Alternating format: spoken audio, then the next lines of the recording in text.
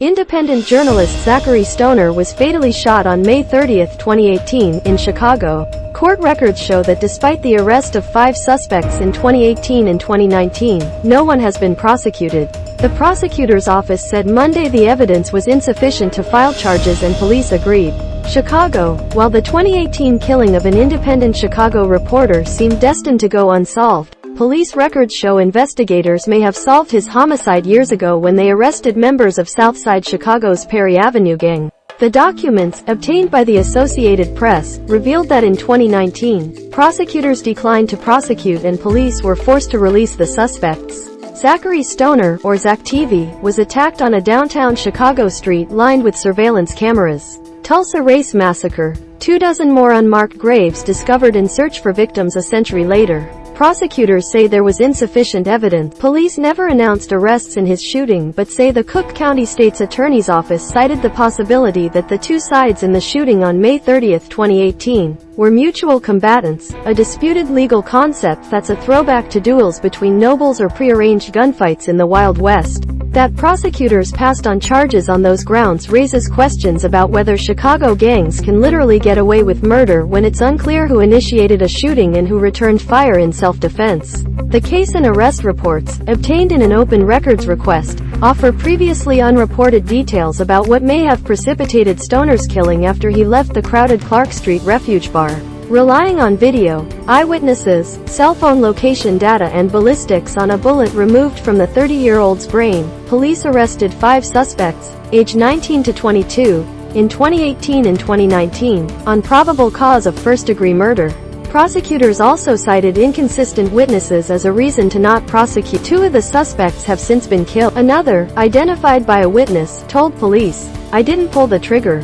Chicago shootings. 14 people, including 3 children, shot in Halloween night drive-by on Chicago's West Side. Fatal shooting of black men. Takeoff. 1/3 of influential rap group Migos, killed at 28 in Houston shooting. Responding to AP questions about Stoner's case, the prosecutor's office issued a brief statement Monday saying the evidence was insufficient to file charges. It contends police agree. Who was Zachary Stoner, and what is mutual combat? One Illinois court defined mutual combat as an agreement to fight or where sides in a sudden quarrel and in hot blood, mutually fight upon equal terms. Some courts only allow defendants to argue mutual combat at sentencing in bids for leniency. Police said Chicago prosecutors cited it last year in an initial decision not to prosecute suspects in a deadly West Side shootout between alleged Four Corner Hustlers factions. The decision and the purported basis for it angered Mayor Lori Lightfoot.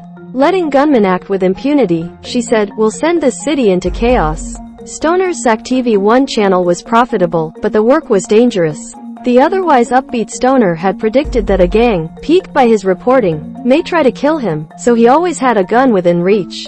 He explained in one video, "You just gotta be prepared." The documents reveal 2 of Stoner's friends were passengers in his SUV when gunmen in a minivan attacked. One friend drew a gun and returned fire through the windshield. Records don't allege anyone in his SUV fired first. The partially redacted records don't directly state a motive in the shooting. Gang violence, though, is easily triggered, a 2019 University of Illinois gang report said, pointing to pervasive gang hypersensitivity and hypermasculinity. It said violence these days typically stems from perceived slights that can escalate into years of tit-for-tat revenge killings. Stoner didn't belong to a gang but was raised in Goontown gang territory. Young black men are often wrongly assumed by gangs and police to be in the gang on their block, so other gangs may have viewed Stoner as a Goontown associate. Goontown and Perry Avenue, both located on the south side, are longtime foes. For years they've posted rap videos on social media taunting each other. What happened when Stoner was killed? Police say Perry Avenue, like Goontown, is a gangster disciples faction. Enmity between factions under the same umbrella gang is common, with members expressing primary loyalty to their faction, the gang report said. At the bar, Stoner smiled as he mingled in his White Sox cap, according to video posted by another videographer. To many of the 100-plus revelers, Zach TV was a household name, admired in the Chicago hip-hop community for boosting local rappers and encouraging peace between gangs. But the joyous atmosphere soured as 2 factions engaged in a rap battle, delivering derogatory lyrics about each other. One witness said Stoner appeared nervous as he walked out, imploring his friends to leave too. While the records black out Stoner's passengers' names, his friend, rapper Thomas T. Streets Davis, said on social media that he was one. And the same video shows him at the bar near Stoner. He and the other passenger have also since died. At 1:29 a.m., 2 blocks from the bar, the minivan bore down on Stoner, guns out its windows. One ripped through his shoulder. One struck behind his ear, lodging in his brain. When he crashed into a street lamp, his friends, one with graze wounds, fled. They later said they feared their opponents would attack again. Police arrived at 1:35 a.m. to find Stoner alone, slumped in his seat. One officer checked his pulse. An officer also found Stoner's .40 caliber pistol at his feet. It was loaded, but he never fired a shot. A doctor pronounced him dead at 4:20 a.m. Stoner may have been killed because of his work. Hours before Stoner's June 9, 2018, funeral, a gunman killed Davis on a South Side sidewalk. An autopsy noted a word tattooed across his back. The New York-based Committee to Protect Journalists expressed concern Stoner was killed for his journalism. That others were with him raises the possibility that he wasn't the intended target. Police consider Stoner's case clear. They clear under 30% of homicides in the year they occur. Cases are cleared when police deem them solved, though this doesn't necessarily equate to formal charges or prosecutions. One challenge for investigators in a city that tallied nearly 800 killings in 2021 is an ever-growing case backlog.